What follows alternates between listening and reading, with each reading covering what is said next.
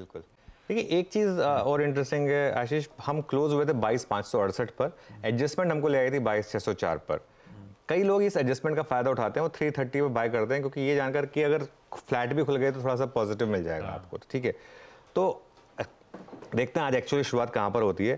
पहले मैं support discuss कर लेता हूँ, मेरे ख्याल से कि सपोर्ट ज़्यादा इंपॉर्टेंट है आज डिस्कस करने। 22,450 से 22,500 सबसे बड़ा ऑप्शन पुट राइटर का जोन 22,500 पर है, प्लस आपका 10 डे एक्सपोनेंशियल मूविंग एवरेज वहीं पर प्लेस है इस जोन में। ये ब्यूटीफुल जोन है, ये मिल जाए तो सबसे अच्छा जोन है। बड़ा सपोर्ट है आपका 22,350 से 22,400, वो आपका चार्ट बेस्ड है, प्लस 20 डे में है। नॉर्मली कंसोलिडेशन फेज में, डिप फेज में आप क्या करते हैं, सपोर्ट 1 पर बाय करिए और सपोर्ट 2 को स्टॉप लॉस लगा दीजिए। तो बाय जोन हो गया आपका 22,450 से 22,500 का, और एक बहुत छोटा स्टॉप लॉस हो गया 22,350 का फ्रेश पोजीशंस के लिए। एग्जिस्टिंग लॉन्ग्स या तो बुक कर लें या 22,350 पर अपना स्टॉप लॉस ट्रेल कर लें, दो में से जो भी चीज़ आपको अच्छी लगे वो कर लें। रेजिस्टेंस कहाँ पर प्लेस्ड है, पहली रेजिस्टेंस आएगी आपको 22,650 से 22,713 पर, 22,650 और 22,700 पर जो कॉल राइटिंग हुई है उसके हिसाब से ये लेवल्स बनकर आ रहे हैं। यहाँ पर रेजिस्टेंस मिलेगी आपको, और अगर ये क्रॉस हो गया तो आपका वो ट्यूसडे का ऑल टाइम हाई 22,783, ये आपका ऑल टाइम हाई हो गया। इंट्राडे में, प्योरली इंट्राडे में आज एक सेल ट्रेड भी है। प्योरली इंट्राडे में अगर रिजेक्ट हुआ 22,650 से 22,700, अगर आप उस जोन में गए और वहां पर उसको आप क्रॉस नहीं कर पाए, वो रिजेक्ट हुआ, तो वहां पर सेल करें इंट्राडे में प्योरली, और 22,750 का स्टॉप लॉस लगा दें। इस चीज को मैं एक बार लिख देता हूं, एक्चुअली सेल ट्रेड जो भी है वो सिर्फ और सिर्फ इंट्राडे ट्रेडर्स के लिए।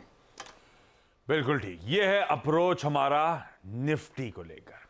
लेकिन ये जो मंगलवार का सारा मूव था, इसे पूरी तरह से स्पॉन्सर कर रहा था निफ्टी बैंक, उसकी वीकली एक्सपायरी, उसका इंटरडे चार्ट स्क्रीन पे रखिएगा। क्या 2 बजे वो एकदम से स्पाइक हुआ और उसके बाद अचानक क्या वो इसने मदद कर दी निफ्टी के रिकॉर्ड उच्चतम स्तर छूने में, उसके बाद क्या प्रॉफिट टेकिंग आई, सब मामला ठंडा पड़ गया। आज कई सारे इसके कॉन्स्टिट्यूएंट्स अलग अलग रीजन से फोकस में रहेंगे, जिस पर बट ऑब्वियस हम आगे चर्चा भी कर रहे होंगे। निफ्टी बैंक कैसा पोजीशन है? बिल्कुल, देखिए ये निफ्टी बैंक का इंटरडे चार्ट है, और एक बार कोटक महिंद्रा बैंक का भी इंटरडे चार्ट स्क्रीन पर रख दीजिए, क्योंकि वो देखना थोड़ा सा ज़रूरी है। ये डे लो पर बंद हुआ था, ठीक है ना, ट्यूसडे को।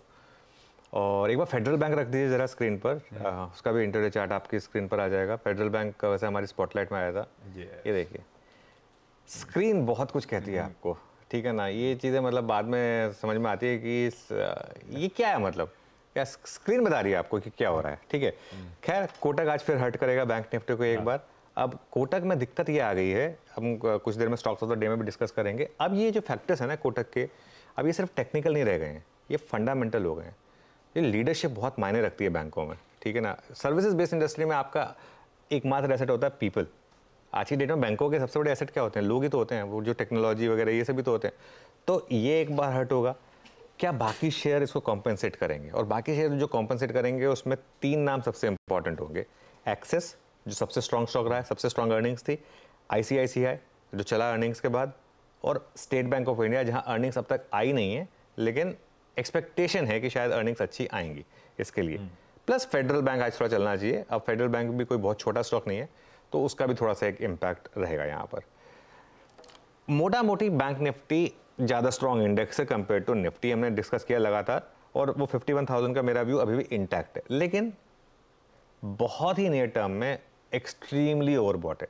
वो जो 47,500 से सीधा 50,000 तक का मूव आया था, वन वे आया था वो, तो इसके लिए थोड़ा सा उसको मैं आपको एक्सटेंड बताता हूँ कितना ओवरबॉट है।